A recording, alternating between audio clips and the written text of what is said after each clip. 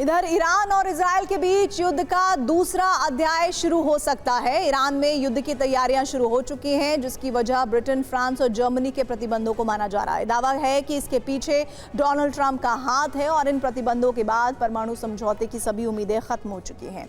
Iran के supreme leader भड़के हुए हैं और डर है अरब में एटमी आग किसी भी वक्त भड़क सकती है।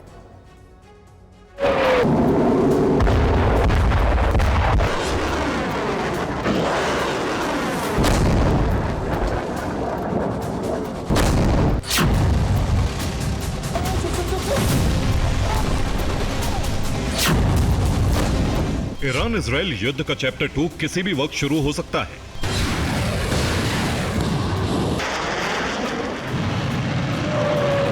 लेकिन इस बार इस युद्ध में सिर्फ ईरान और इजराइल ही आमने सामने नहीं होंगे, बल्कि इस युद्ध की आंच 4 और देशों तक पहुंच सकती है।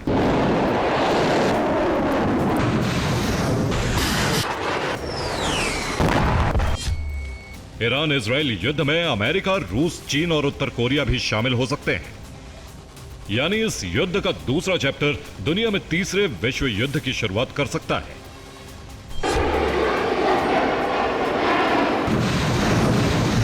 अड़तालीस घंटे पहले E3 देशों ने ईरान पर 2015 में हुए परमाणु समझौते के उल्लंघन का आरोप लगाते हुए स्नैपबैक प्रक्रिया को लागू कर दिया, जिससे ईरान बौखलाया हुआ है।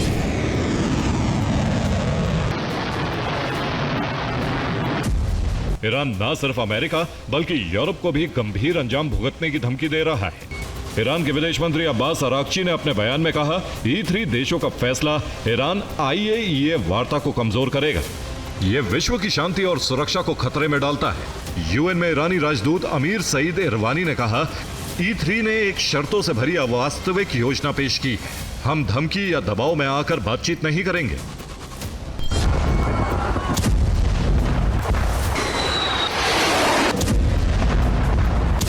लेकिन सवाल है कि स्नैपबैक प्रक्रिया क्या है और ईरान इससे इतना ज्यादा भड़का हुआ क्यों है, यह भी आपको विस्तार से बताते हैं।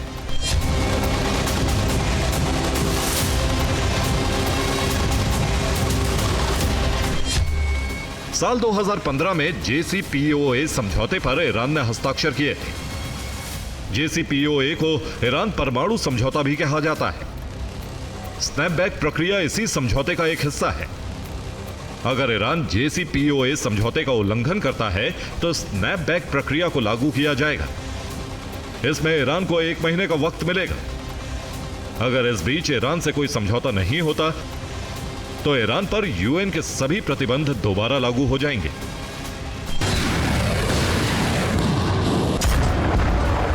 माना जा रहा है कि इसके पीछे अमेरिका का षड्यंत्र है। दरअसल 2018 में अमेरिका ने खुद को इस समझौते से अलग कर लिया था। ऐसे में ट्रंप इसे लागू नहीं कर सकते। यही वजह है कि ब्रिटेन, फ्रांस और जर्मनी ने बीते साल 25 जुलाई को ईरान के साथ वार्ता शुरू की थी, जिसके बाद इन देशों ने ईरान को समझौते का उल्लंघन करने का दोषी ठहराते हुए उस पर UN के सभी प्रतिबंध दोबारा लागू करने की बात कही है।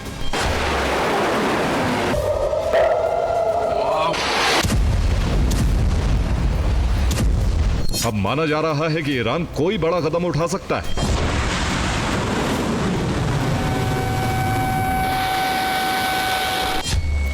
जर्मनी ने अपने नागरिकों को ईरान छोड़ने का आह्वान किया है।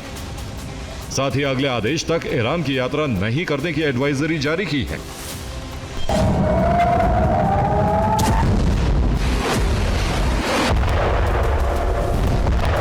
ईरान पर प्रतिबंधों के फैसले से अरब में महाविनाश की आशंका बेहद ज्यादा बढ़ चुकी है।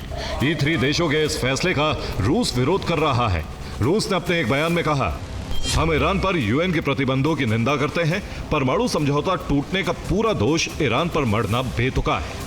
ईरान पर प्रतिबंधों के परिणाम खतरनाक हो सकते हैं।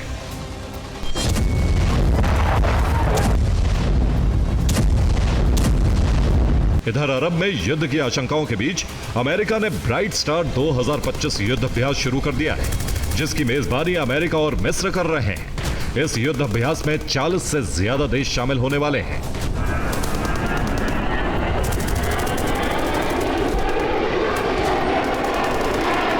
माना जा रहा है कि इस अभ्यास के जरिए अमेरिका अरब में अपनी मौजूदगी बढ़ा रहा है, साथ ही ईरान को एक मैसेज देने की कोशिश में है।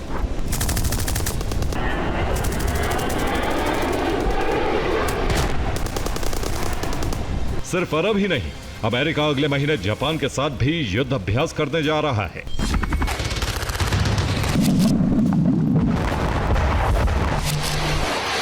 दावा है कि इस अभ्यास में टाइफून मिसाइल सिस्टम भी शामिल होगा।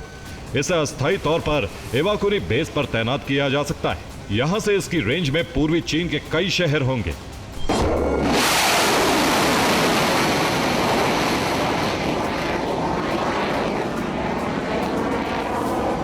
यानी अमेरिका अरब से लेकर दक्षिण चीन सागर तक युद्ध अभ्यास के जरिए अपनी धाक जमाने की कोशिश में है। लेकिन एससीओ समिट में अमेरिका की इन कोशिशों को विफल करने का पूरा प्लान तैयार हो चुका है।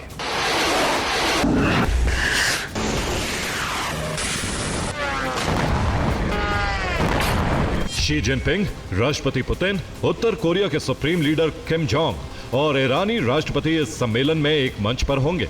कुछ रिपोर्ट्स की माने तो यहां से अमेरिका के खिलाफ एक नए गुट की शुरुआत हो सकती है, जो न सिर्फ अमेरिकी वर्चस्व को चुनौती देगा बल्कि महायुद्ध का कारण भी बन सकता है।